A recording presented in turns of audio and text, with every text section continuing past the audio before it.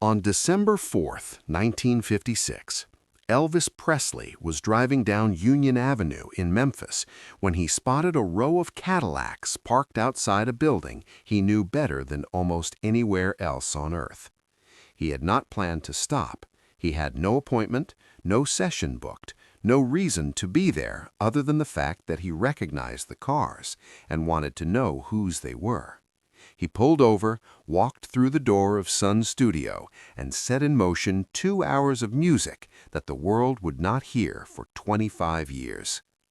What happened inside that studio on that Tuesday afternoon in December has a name now: the $1 Million Quartet.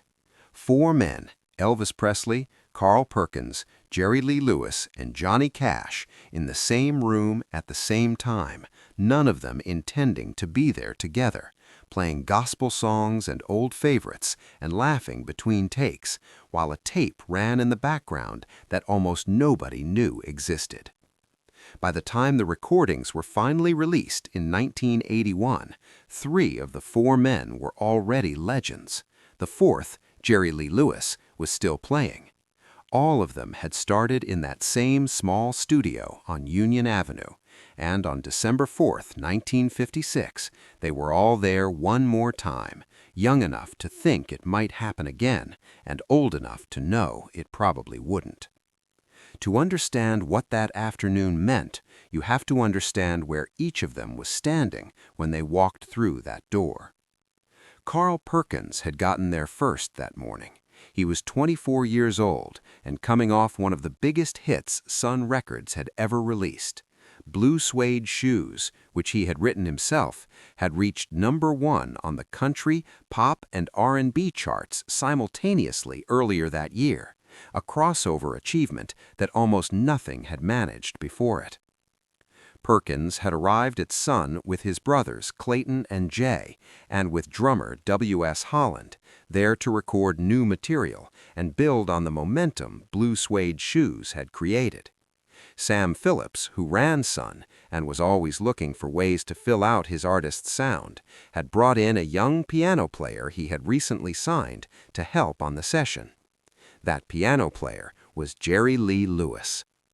Lewis was 21 years old and almost entirely unknown outside of Memphis. He had grown up in Faraday, Louisiana, the son of a man whose commitment to his boy's musical gifts had run so deep that he mortgaged the family home to buy a piano for his 9-year-old son after seeing what the instrument did to him. That decision had produced a musician of extraordinary natural force, a piano player whose left hand kept a rhythm that other musicians described as practically violent, and whose energy at the keyboard had a quality that made it genuinely difficult to look away. Phillips had recognized something in Lewis that he had recognized in a small number of musicians over his career, the unclassifiable thing that made a performer impossible to ignore. Lewis had been brought in to play behind Perkins, not to be the center of anything. That situation was about to change. Elvis was not supposed to be there at all. By December of 1956, he was no longer a Sun artist. He had signed with RCA Victor earlier that year, and the distance that transition created between him and the studio where his career had started was significant in ways that went beyond geography. Sun was small and independent. RCA was the biggest label in the country. The money was different, the infrastructure was different, the expectations were different. But Elvis had grown up musically inside those walls on Union Avenue, and Sam Phillips had been the first person in the industry to believe he had something worth developing. That connection didn't disappear when the contract changed labels. Elvis still came by when he was in Memphis. He still felt a pull toward the place. On December 4th, he was 21 years old and driving through Memphis with his girlfriend Marilyn Evans, a dancer he had met in Las Vegas, and a friend named Cliff Gleaves. They came down Union Avenue, saw the Cadillacs, and Elvis pulled over. He walked in unannounced, the way he had done dozens of times before, and Sam Phillips, who was accustomed to Elvis's unannounced visits, welcomed him warmly without making a production of it. The session Perkins was renting was still going. Lewis was at the piano. Elvis listened for a moment, and then, the way these things happen when the right musicians are in the same room, he couldn't stay on the outside of it. He walked into the studio and joined in. What followed was not a formal recording session. Nobody had an agenda. There was no producer directing takes, no engineer counting bars, no one with a clipboard running a schedule. It was musicians who knew each other and respected each other, sitting down together and playing the music they had all grown up on. Gospel, country, old standards, the songs that had been in all of their lives before any of them had a record deal or a manager or a name that anyone outside their hometown recognized. They played When the Saints Go Marching In. They played Peace in the Valley. They played Down by the Riverside.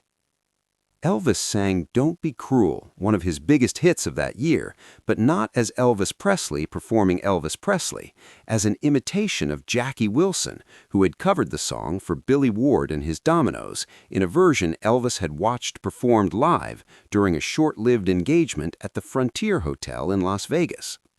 The tape captured him imitating Wilson's phrasing and runs, which says something about how Elvis heard music, not as his own product to be protected, but as a conversation between artists, something to be learned from and played with and tried on. At some point, Johnny Cash walked through the door.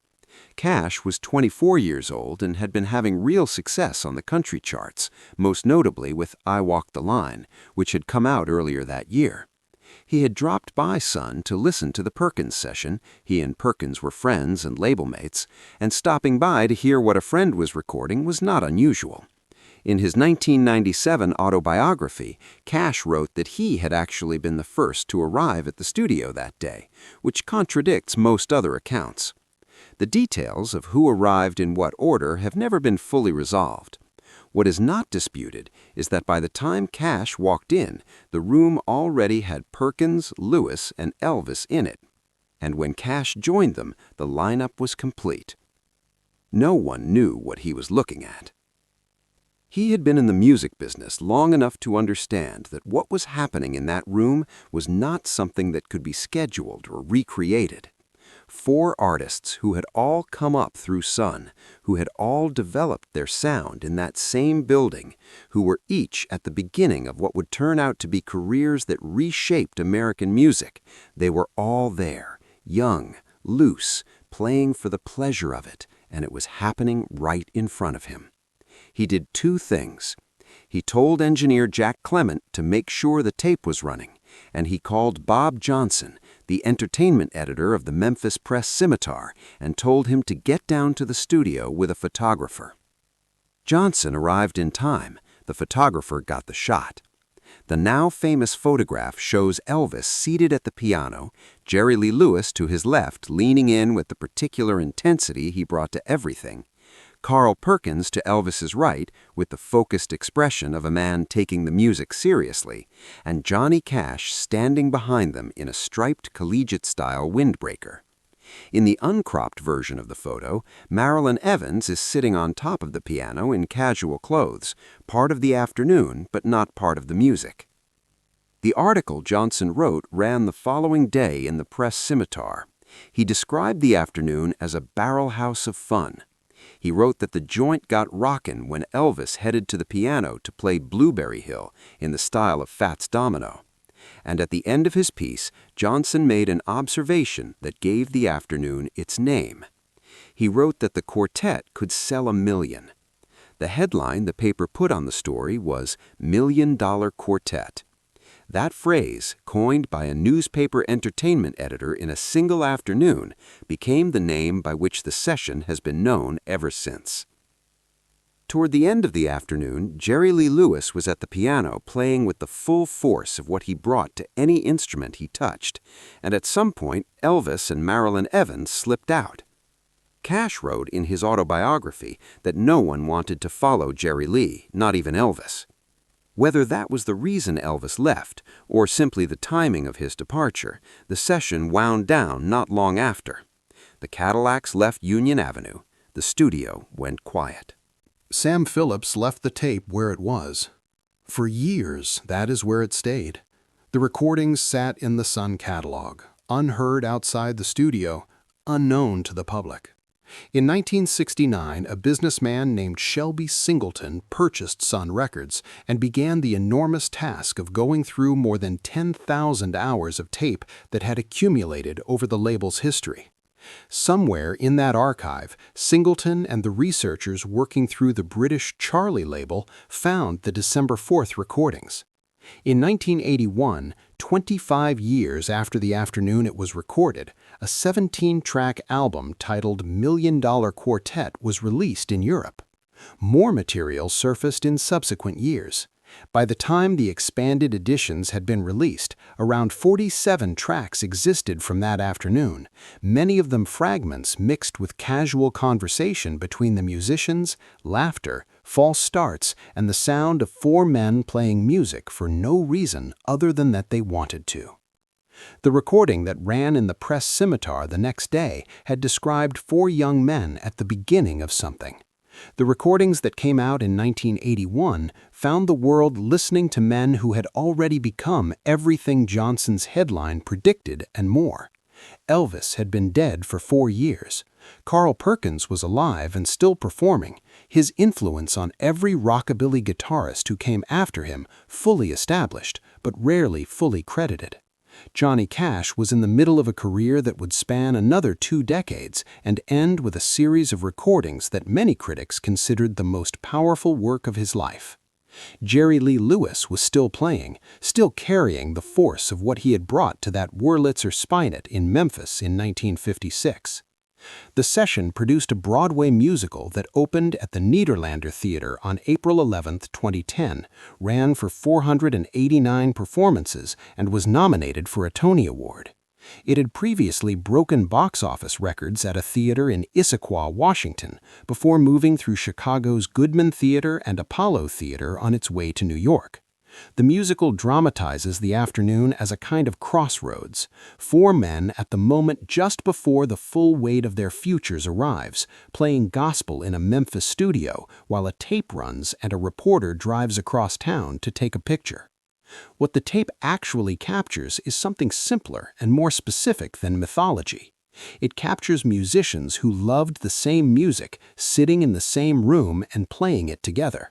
The gospel songs they chose, Peace in the Valley, When the Saints Go Marching In, Down by the Riverside, were not random. All four of them had grown up in churches in the South, where gospel was not a genre but a foundation. Cash's family were sharecroppers in Arkansas, and his mother had taught him guitar. Perkins had grown up the only white family on a cotton plantation in Tennessee, and had learned guitar from an Uncle John he called a black field hand. Lewis's father had mortgaged his home to buy his son a piano. Elvis had grown up singing in the Assembly of God Church in Tupelo, Mississippi, and the gospel influence in everything he recorded for the rest of his life was direct and documented. The music they made that afternoon was the music they had all started with, before the labels and the contracts and the Cadillacs. They played it in a room where all of them had started, with a man who had believed in all of them before anyone else did. Sam Phillips left the tape running and called a newspaper because he recognized what he was watching. Bob Johnson wrote that the quartet could sell 1 million. The tape sat for 25 years before the world heard what that afternoon sounded like. Go find the recordings, not the Broadway cast album, not a cover version, the actual tape from December 4th, 1956. Listen to the laughter between takes. Listen to Elvis imitating Jackie Wilson on Don't Be Cruel, the king of rock and roll doing an impression in a studio with nobody watching. Listen to Jerry Lee Lewis at the piano with the volume he brought to everything, and understand why Cash wrote that no one wanted to follow him, not even Elvis. Listen to what four men sound like when they are playing music for themselves in the room where they all began. That is what December 4th, 1956 sounded like in Memphis, Tennessee, an afternoon that nobody planned, recorded by a tape that almost nobody knew was running, and heard by the world 25 years after the Cadillacs drove away.